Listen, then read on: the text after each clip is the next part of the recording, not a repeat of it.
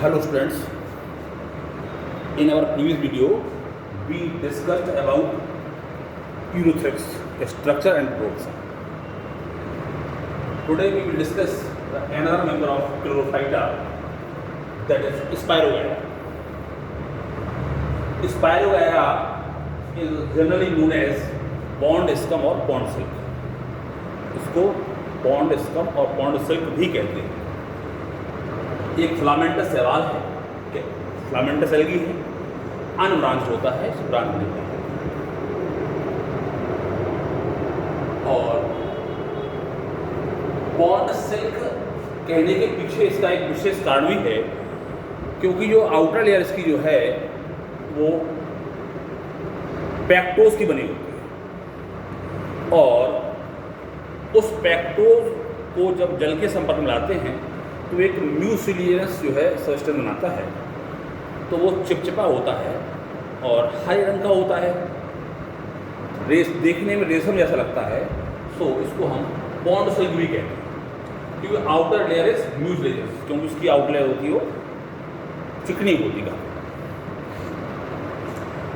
अब इसकी अगर हम एक सेल देखें, इसके पहले हमने आपको बताया था यूरोथ्रिप्स, उसमें हमने बताया था कि उस सेल की जो चौड़ाई है वो लंबाई से ज़्यादा होती है, माने चौड़ाई ज़्यादा होती है, लंबाई कम होती है। इसमें क्या है, इसकी लंबाई ज़्यादा होती है, चौड़ाई कम होती है। और इसमें यूरोथ्रिप्स में जो क्लोरोप्लास्ट था वो सी शेप या गडल शेप था, उसमें क्लोरोप्लास्ट रिबन शेप होता है। दूसरा, इसमें जो पायनोइड्स है वो एक, इसमें बहुत सारे। अब जरा इसकी स्ट्रक्चर देखें। इसकी जो बाहरी वॉल है वो सेल वॉल कहलाती है। सेल वॉल में जो इनर सेल वॉल है वो सेलुलोज होती है, और आउटर बनी होती है पैक्टोज की। पैक्टोज जब पानी में घुलता है, डिजोल्व होता है, तो एक सब्सटेंस बनाता है जो म्यूसिलियस होता है और काफ़ी चिकना होता है, जिससे इसको हम पॉन्ड स्कम इसलिए कहते हैं। इसकी लगभग 300 स्पीसीज नोन है। अब इसके एक सेल का यदि हम आकार देखें तो इसके सेंटर में एक बहुत बड़ी वैक्यूल होती है, जिसे सेंट्रल वैक्यूल कहते हैं, और उसके चारों ओर साइटोप्लाज्म पाया जाता है, जिसे पेरीफेरल साइटोप्लाज्म कहते हैं। पेरीफेरल साइटोप्लाज्म और ये सेंट्रल वैक्यूल। और वैक्यूल की जो भित्ति होती है, लेयर होती है, वो टोनोप्लास्ट रहती है। इसको कहेंगे टोनोप्लास्ट। नीले रंग से ये कहेंगे टोनोप्लास्ट, ये वैक्यूल है। वैक्यूल में के बीच में एक न्यूक्लियस पाया जाता है, जो साइटोप्लाज्मिक स्ट्रैंड से लटका रहता है, एम्बेड रहता है। ये हैं साइटोप्लाज्मिक स्ट्रैंड्स, जिनकी सहायता से न्यूक्लियस इसके सेंटर में फिक्स रहता है। और ये जो रिबन लाइक स्ट्रक्चर दिख रही है, ये क्लोरोप्लास्ट कहलाते हैं, जिनके बीच में ये पायनोइड्स कट पाए। पायनोइड्स को अगर देखें तो सेंटर में प्रोटीन होता है, surrounded by starch. Pyrenoids is a reserve food material. ये संचित भोज्य पदार्थ होते हैं, जो इसमें बहुत सारी संख्या में कई होते हैं। और इसकी स्ट्रक्चर ये इस तरह।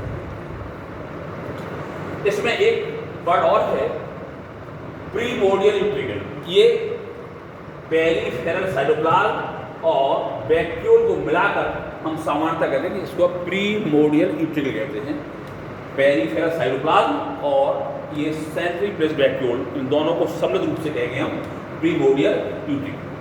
So this is all about the structure of spirogyra. इसके पहले हमने आपको क्लेमाइडोमोस बताया था, वो भी क्लोरोफाइटा का मेंबर है, ग्रीन एल्गी है, लेकिन वो मोटाइल था। यूरोथ्रिक्स और स्पाइरोगाइरा ये दोनों नॉन मोटाइल हैं, और फिलामेंटस और अनब्रांच एल्गी है, ग्रीन एल्गी में आते हैं। अब इसमें अगर हम रिप्रोडक्शन की बात करें तो रिप्रोडक्शन इसमें 3 प्रकार से होता है। वेजिटेटिव रिप्रोडक्शन और दूसरा एसेक्सुअल रिप्रोडक्शन और तीसरा सेक्सुअल रिप्रोडक्शन।